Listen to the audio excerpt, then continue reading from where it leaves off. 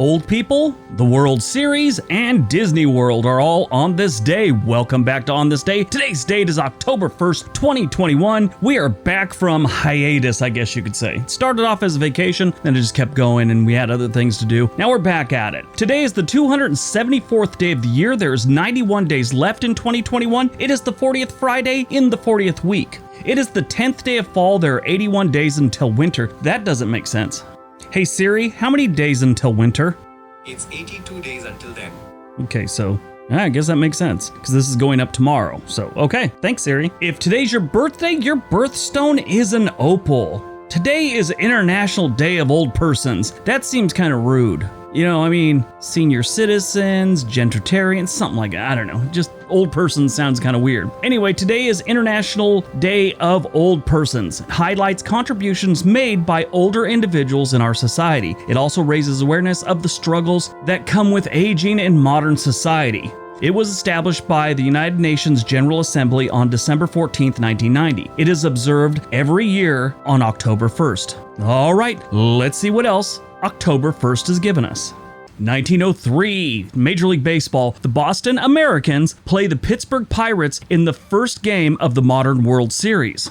1908, the Model T Ford automobile is offered for sale at the price of $825. That's a lot of coin back then. In today's numbers, that's about $25,000, just a little under. 1931, the George Washington Bridge in the United States, linking New Jersey and New York, is opened. If you ever get a picture of that, it's best to get a picture from a distance. If you get up close, it just looks like, something industrial, and it doesn't look that good. But if you get a good picture with the trees in the background or the city or something like that, it's a good picture. Definitely ups your Instagram game.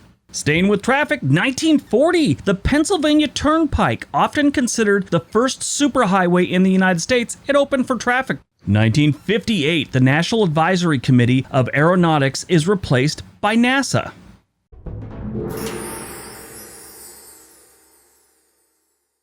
1971, Walt Disney World opens near Orlando, Florida. Walt Disney World was built on 107 acres. They had Adventureland, Fantasyland, Frontierland, Liberty Square, Tomorrowland, and of course, Main Street USA. It was said to have approximately 5,500 Disney cast members there on opening day. Over 5,000 cast members. So you're probably wondering why they opened it in October instead of the peak season of the summer. Well, there was a reason for this. Roy Disney, who was in charge of Disney Corporation at the time, because Walt had died 5 years earlier. Anyway, he purposely opened on October 1st, 1971 in the off-season so that if any issues happened, they could be fixed right away without inconveniencing a whole host of people. Just, they figured it would be smaller crowds. It would be easier to fix things then. They were still expecting between 200,000 and 300,000 on that opening day. I've seen reports where they were expecting 400,000, but 200,000 to 300,000 seems to be what they were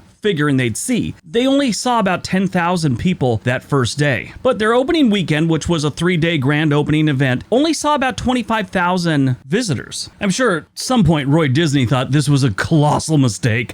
I've ruined the company. Those numbers are pretty scary when you're expecting 200,000 to 300,000. If you've ever been to Disneyland or Disney World, these days it's just general admission. You get in, you get to do whatever, just stand in line for the rides. But back in the day when it opened, and even when I was a kid, I grew up not too far from Disneyland, we would go there and they would have these stupid ticket books. So this is how it worked out that first week. To get in, it was $3.50. That was general admission. $2.50 if you were a junior, which I believe is under the age of 15. And if you were a kid, meaning under the age of 9, it was $1 to get in. This included all the shows, rides for one day, and parking was only 50 cents at the time. Then you had the adventure books after you'd paid the general admission. Now, 11 adventure book was about $5.75 for adults, $5.25 for juniors, and then $4.75 for kids. Now, if you remember these things, they sucked because you're trying to budget your fun. The tickets were listed A through E, and you'd have like a bunch of A, B, C, and D tickets, which didn't get you on much. The rides took different tickets, and if you wanted to get on one of the really cool rides, it was an E ticket. Sometime before 1981, they switched over to just general admission. Now, it's expensive these days. The minimum is $110 to get into Disney World. That's just the general admission.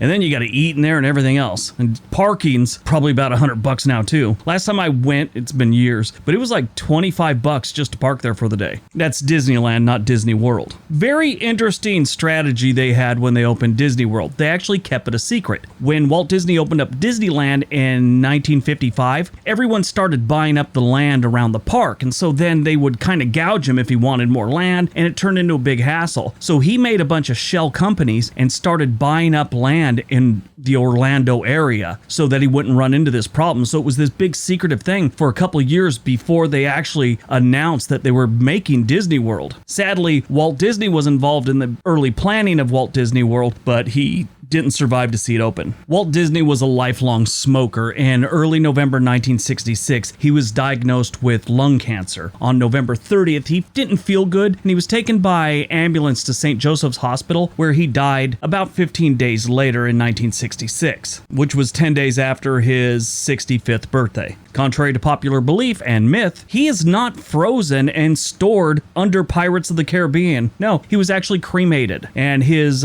ashes are interned at Forest Lawn in Glendale, California. Yeah, that was always the big thing. Everyone thought he was frozen and he was going to bring him back to life. Actually, right now, there's one of these conspiracy theories that this December, they're bringing him back to life, which was actually started on a satire website because of the movie Frozen and the combination of the rumors of him being frozen. It's just weird. 1982, Sony and Philips launched the compact disc in Japan. On the same day, Sony released the model CDP-101 compact disc player, the first player of its kind. I remember when CDs came out, I'm listening to the radio one day and they're all, we're actually playing the next song on CD. Like it was this mind-blowing thing. Now, nobody uses CDs. I'm like a CD player in my own house. Nobody listens to me anymore. Movies released on October 1st. 2000, we got the first Jackass movie, which was incredible. Now you can see all that stuff on YouTube every single day, but when that came out, it was mind-blowing. That little guy, Wee Man, he's from where I grew up. Actually, a lot of those guys are. When he was a little guy, I'm a lot older than him, he was just a little tiny kid. He used to hang out with his mom at the beach. You see him all the time, and then next thing I know, I see the kid on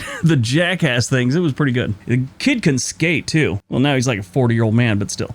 Born on October 1st, 1921, Jimmy Carter, American president, the 39th president of the United States who became the first president to receive a Nobel Prize after leaving office. So Jimmy Carter is a great man. He's just a very kind, caring man. He does a lot of things for charity, works his butt off to this day. He just wasn't the best president. A lot of people think that. It's too bad. I think his heart was always in the right place, but he just did some things that weren't popular and probably, I don't know about not well thought out. They just didn't go off as well as I think he wanted him to. Too bad. Great man. Died on October 1st, 2013. We lost Tom Clancy, American author, best known for his technically detailed espionage and military science stories like Hunt for Red October, Clear and Present Danger. He died at the age of 66 due to heart failure. When I was in the military at Fort Ord, California, I was with the 7th Infantry Division, which is a light infantry division. Basically, we sneak. We're combat ninjas. So he had sent a researcher or something like that to kind of research for the movie Clear and Present Danger. And they went training with us and all that. They told us, oh, you don't have to worry about us. We've done this, we've done that, and we're ex-military and we can keep up with you. What my unit was known for was basically moving at night on foot and being very quiet. They couldn't keep up. We had to have a helicopter pull them out of the field. It was pretty sad. But yeah, that was for one of his books. I always thought that was funny. But this big story before we started our night movement that they could keep up and we've done this and we've trained with these people and we've trained with that people. There was a lot of harder units in the military than mine, but nobody could keep up with our basically tactical moving at night.